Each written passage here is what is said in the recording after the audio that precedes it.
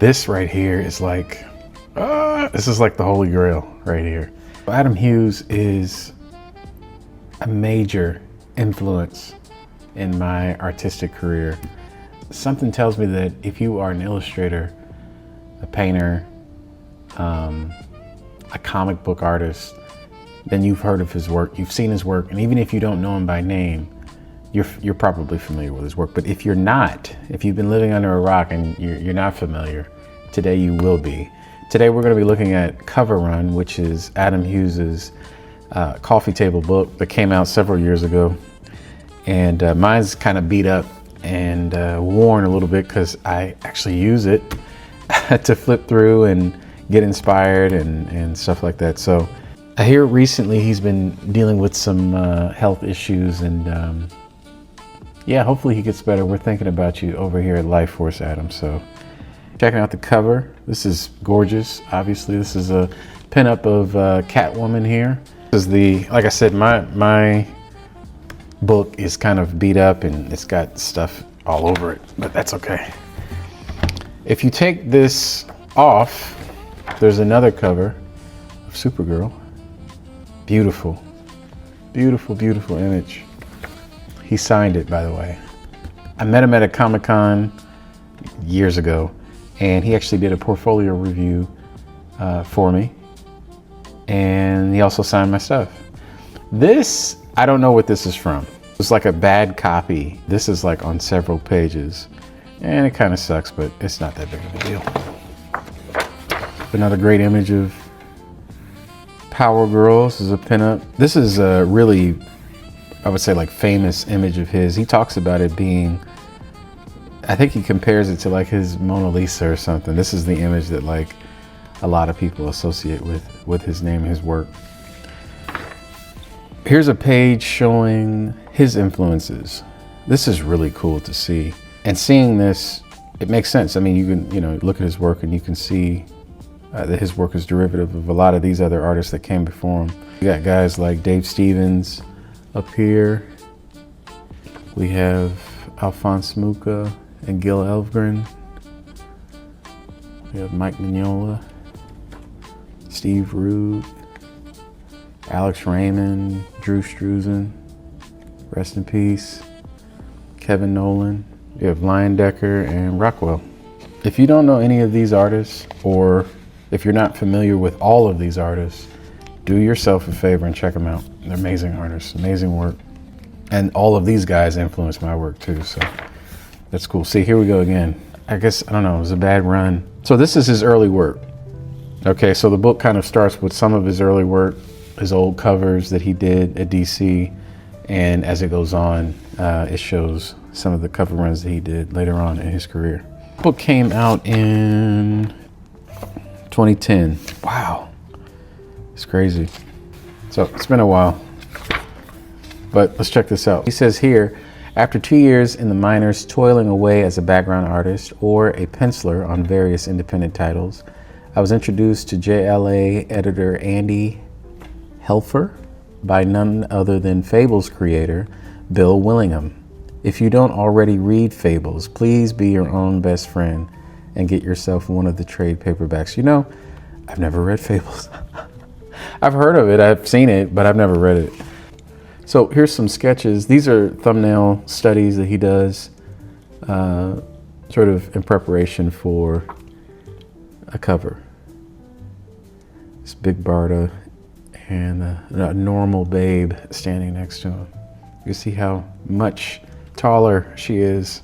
Big Barda is a powerhouse character. So he had a run on Justice League in the 80s, and he talks about how Kevin Maguire was a huge influence on his work.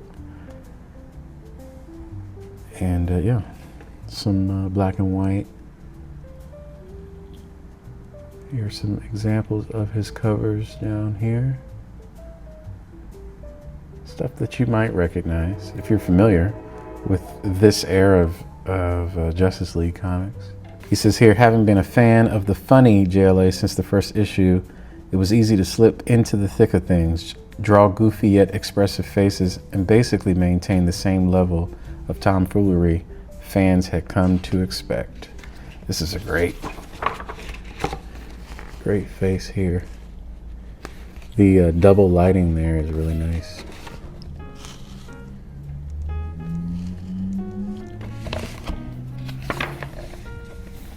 And these are the same covers, just blown up a little bit. This is a nice image of fire and ice. I think he did this later on. I don't think this was done in the 80s. I don't believe so. From time to time, I've had the odd little opportunity to revisit the League. From this unused JLA pinup concept, whose Wonder Woman I ended up repurposing for my first Wonder Woman cover, to a shot of fire and ice done for a customizable trading card game. There you go. It was more fun than I thought to revisit Bay and Tora. I got to use my current bag of tricks on the illustration. I did it in Pitt pens and Copic markers with digital colorization, courtesy of my best friend, Adobe Photoshop. So he is very much mixed media. You know, he'll draw it on paper traditionally, render it in Copic marker, and then scan his work in and colorize the gray tones, the gray values, to get this beautiful, natural sort of texture without actually having to do the colors completely in Photoshop. So he gets all the values down. God, it's beautiful. I haven't done that kind of coloring in a while, but I might have to revisit that. There's another thumbnail to a Justice League cover, and that's the Wonder Woman pose that he said that he repurposed for a cover. So we might see that pose again. Look how great that works in black and white though. Everything is clear. Wonderful, beautiful. His work, it occupies the space between like cartoony and realistic. And it's just so nice. Here he's using screen tone, it seems. Looks like almost like a translucent fabric that's going across her legs there. Here's the colored version of that. As you can see, it's like a halftone look. Notice how nice and clean his ink lines are. I think this was inked by Carl Story, actually. But yeah, he says, thanks to studio mate and inker Supreme Carl Story. Yeah. One thing I loved in the black and white artwork was a use of Zipatone. It's basically these transparent sheets of adhesive acetate that have dots or lines or any kind of pattern on them. You can place it on your artwork, trim off the unwanted bits, and you can add texture, shadows, almost anything to your line drawing. There you go. Great one too. Be nice if that was blown up.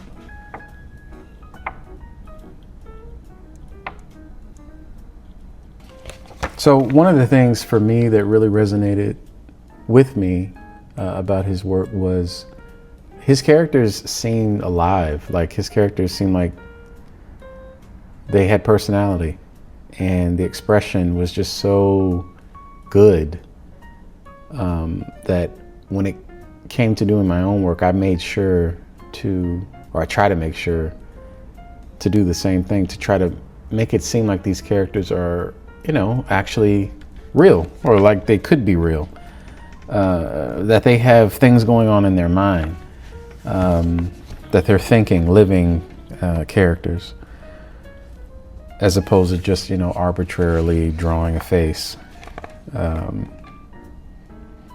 So you can notice that each character is expressing something different. It's very cool. It's nice too. Another example of black and white.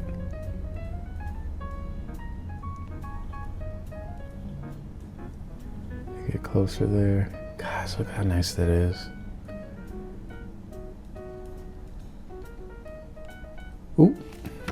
And then this is the colored version.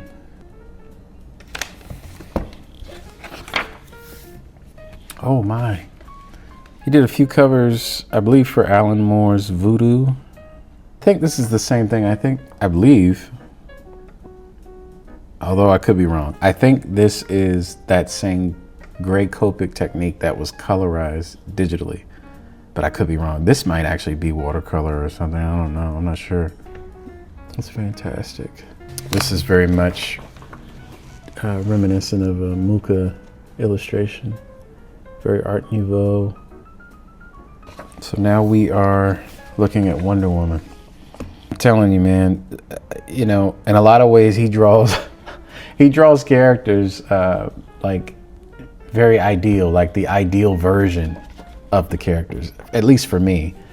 Very similar to how Alex Ross does it. His approach is like the perfect version. It's like the version you think about when somebody says the name of that character or when you hear about that character. He says here, by a quirk of fate, this wasn't my first Wonder Woman cover. It was my second. More on that later. My nerves were still in high gear, but armed with inspiration and a sense of history, I forged ahead, taking great inspiration from the works of Maxfield Parrish, whose lyrical worlds I see Princess Diana of the Amazons happily inhabiting. So if you are familiar with Maxfield Parrish's work, you'll know that he has a lot of these like cloud motifs where it's just like clouds stacked on top of other clouds. And it's so true. You know, this is very reminiscent of that type of work. When you see it, like he said, you can easily kind of imagine Wonder Woman being in a place like that. So here we see like a tight sketch of the head here. And here's the inks. Or wait, these are pencils. These are still pencils. They're just darkened a little bit. And it looks like he's, you know, studying. He's breaking up the subjects to later potentially lightbox them on the same sheet. Maybe rework it in Photoshop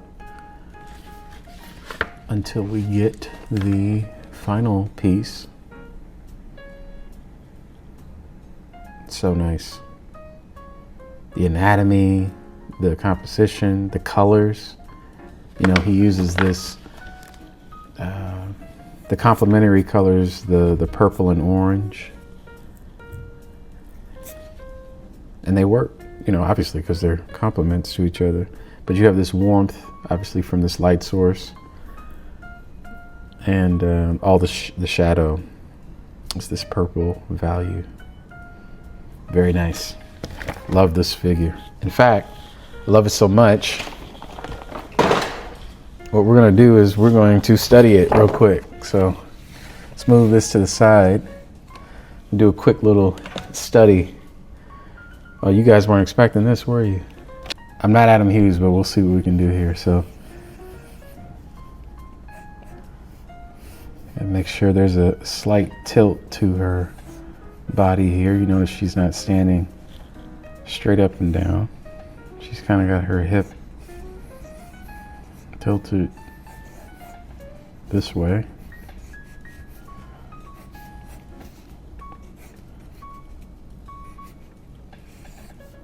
Oop. Make it a little thick there. Okay.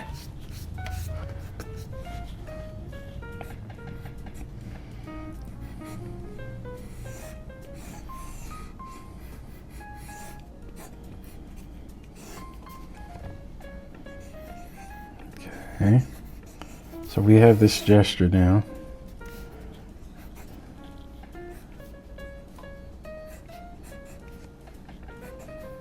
Her head is tilted up.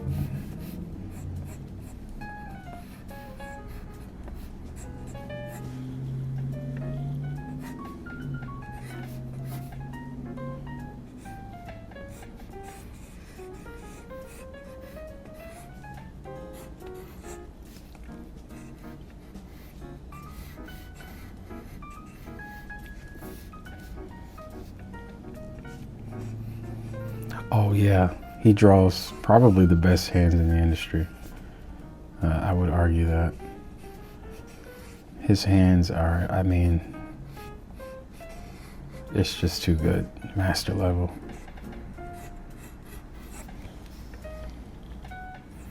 We're not going to draw everything on here, but just to kind of get an idea.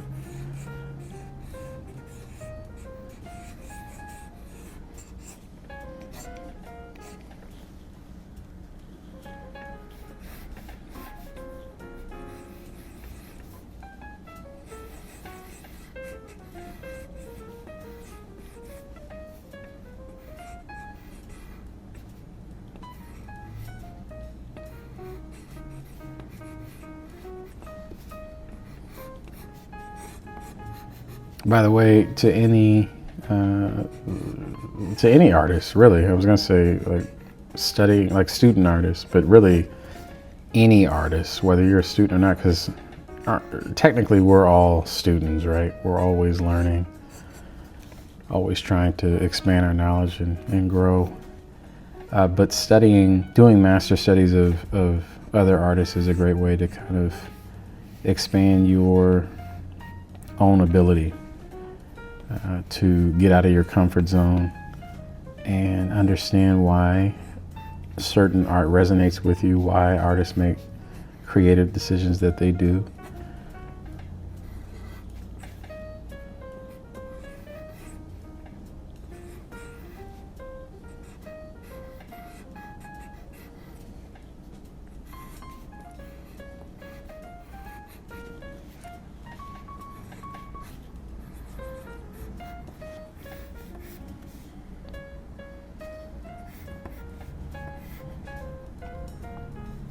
Look at this hand, man.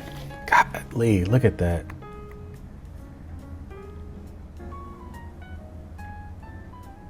Wow. Okay, that's good enough. Let's keep moving. There's an image of Clark and Diana. Amazing. Look at that, man. Look at the two hands together like that. Jeez Louise. Here's a color mock-up for this cover, and here's the finished version.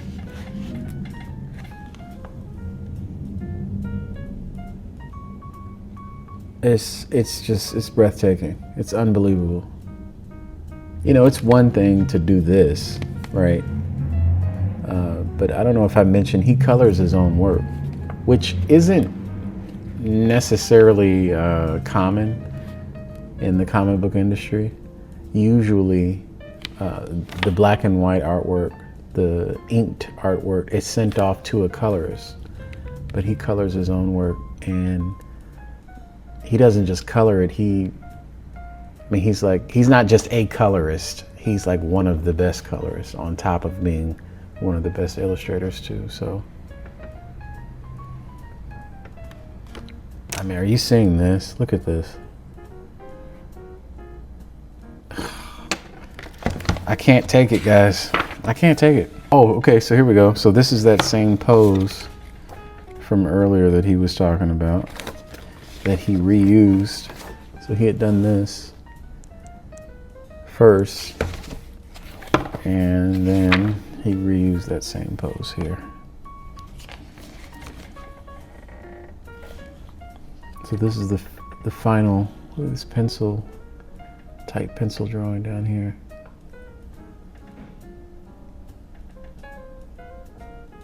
I mean, this is enough, right? Like, that's enough. You can stop right there, as far as I'm concerned. And in a lot of ways, this in and of itself is, I mean, this has a lot of information in it that sometimes it gets lost with color, you know? I love this, the color version, but there's a lot to be said about the pencil version too. Especially with a guy like him, where his pencils are super tight and have so much information in it. This is a funny page. It says here, I hate Alex Ross. I just wanted to get that out there. He goes on to say, yes, he's incredibly talented. Yes, he can paint a page faster than I can pencil one. But the real reason I hate him is because of the Kingdom Come Wonder Woman armor. It's a 50-50 cocktail of resentment. It's an amazing design, and Wonder Woman will probably never have a better alternate to her regular Star-Spangled look. That eagle helmet is pure unrefined genius. But the other ingredient in my aperitif of enmity is that it is so damn hard to draw.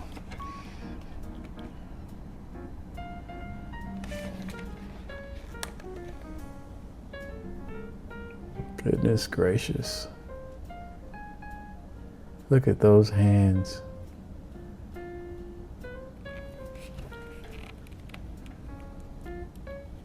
You look at this stuff and you go, God, I'm so lazy. You know? Like as an artist, because this guy is like, it's not enough to draw it once amazingly. He's like, well, what if I change it up slightly? Like, look at the hilt of that sword.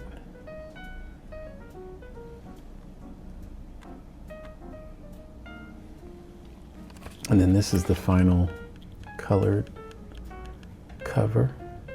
Once again, he's using that orange and purple. In this case, like gold and yellow and purple. Also love this too, this like flat black.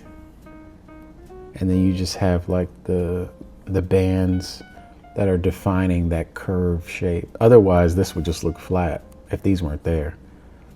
But the fact that these are like curving kind of implies that this is a round shape. Incredible.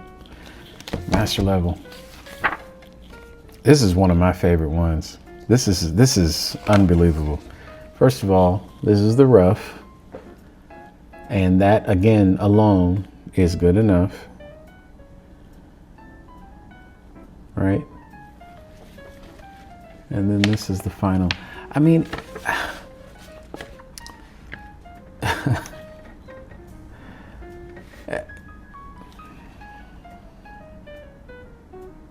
wow. Look at this. Look at the hair. What?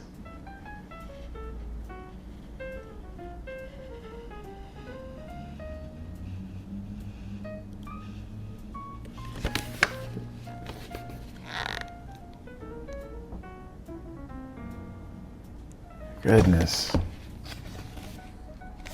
Wow. This is very nouveau.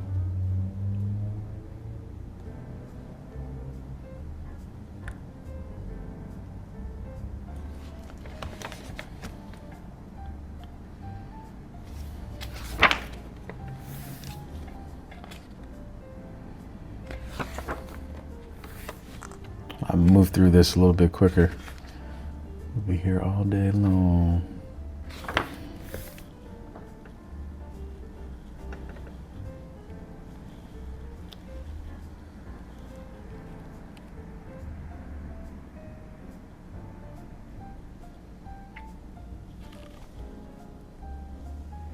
I've always thought Wonder Woman should have these piercing blue eyes as if she were seeing things no one else can see.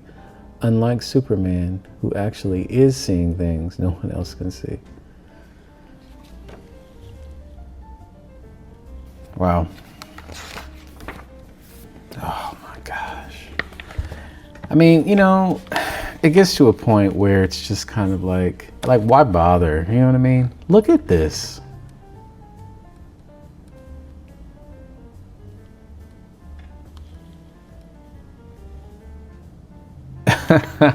He's even got this kind of like smudge of ink where it's like motion. God, this is incredible.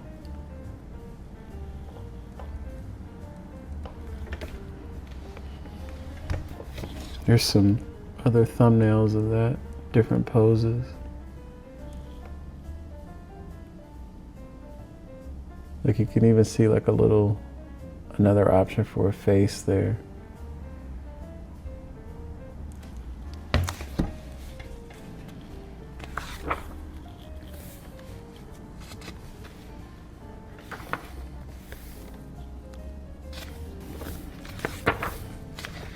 Oh, this is an iconic one too. This image shows up a lot on like those books. It's like, you know, DC Encyclopedia or like the history of Wonder Woman. This image is like the cover of books like that. Because once again, like I said earlier, he draws like the most iconic representation of the character that you can possibly think of. That's what he does. So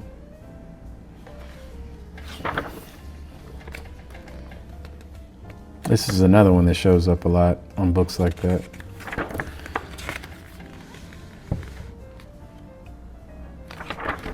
Okay, so skipping ahead to his Catwoman.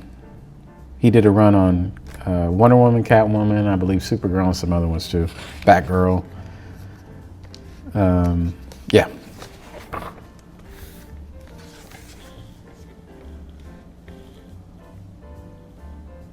So in this one, obviously everything is black, right? But then he pulls the figure out with these highlights. You know, he's double lighting the figure, and then there's this sort of core highlight there. And then see, this is the type of stuff that I'm talking about. So her breath, you can see because of the light, right? The lighting. And it's just like it's like a couple flat colors.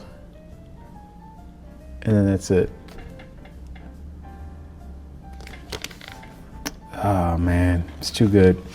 He says here, it always takes a while to find the character. You have to draw them many times to find the way you like to portray them. This is very true. Whether it's an established character or your own, it seems, at least for me, that is true. Once again, that same technique where only the highlights are like pulling her figure out of the darkness. Look at the hand. Oh man. Damn. This is amazing too. This is something that I really appreciate in his work. So like the buildings are really just a shape with just the windows highlighted. It's like black or a gradient in this case, and only the windows are lit. And it reads as a building. So instead of having to like render all these lines, and you just black it out and put the light.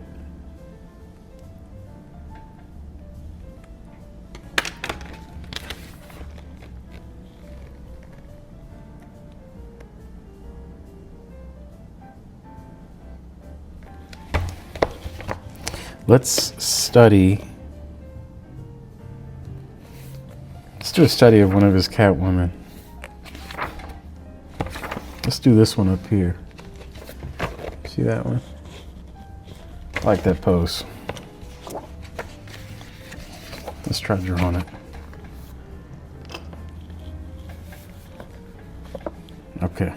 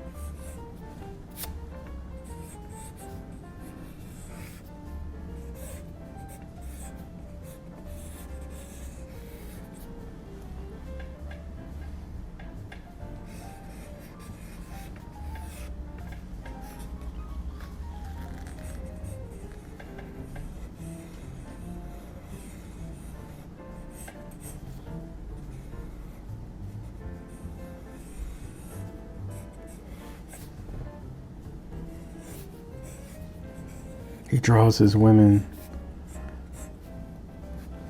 very powerful and elegant and sexy, of course. Seductive.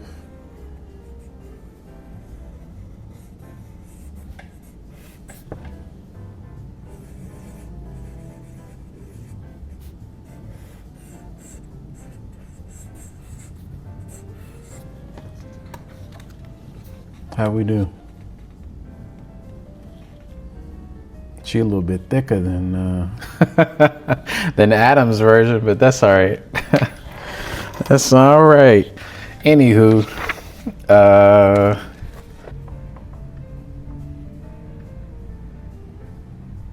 I think he works pretty large. I think his canvases are pretty big. He, from what I understand, and also let me say this: I'm pretty sure each one of these covers is probably a different size, because at one point in this book, I think he talks about doing a whole cover on like animation paper, which isn't like much bigger than 8.5 by 11.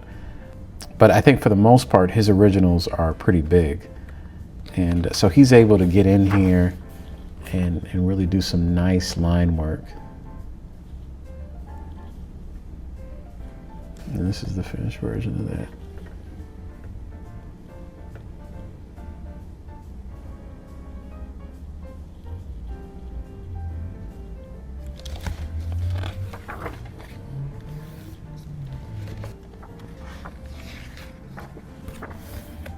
Oh, Gen 13. So he did a short run on a story called Gen 13 Ordinary Heroes.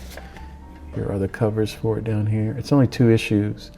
To me, these 2 issues were really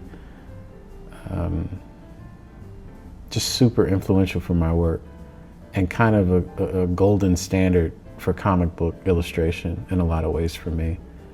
If you haven't looked at them or seen them or own them, then you definitely should. I have both, and they're both signed by Adam.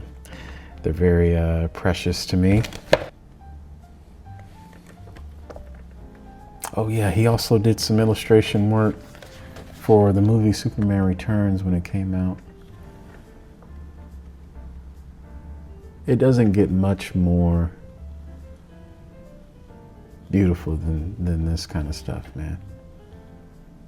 I mean, it's just perfect.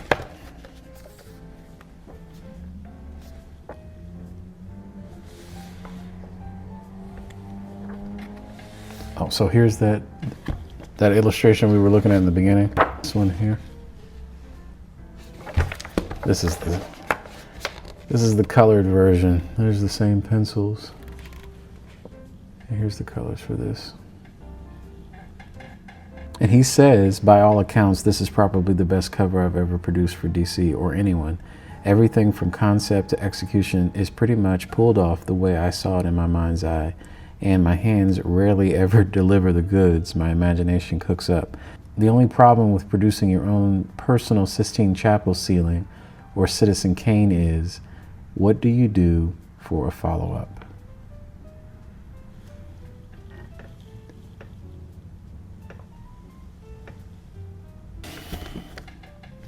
That's pretty much it. I mean, there's obviously more in there, and we could spend hours poring over his work, but yeah, so this is the studies that we did here. Pretty nice, pretty nice. Little Wonder Woman, little Catwoman. Pretty cool. So yeah, check him out. Adam Hughes. Amazing, legend. See you guys later. Peace.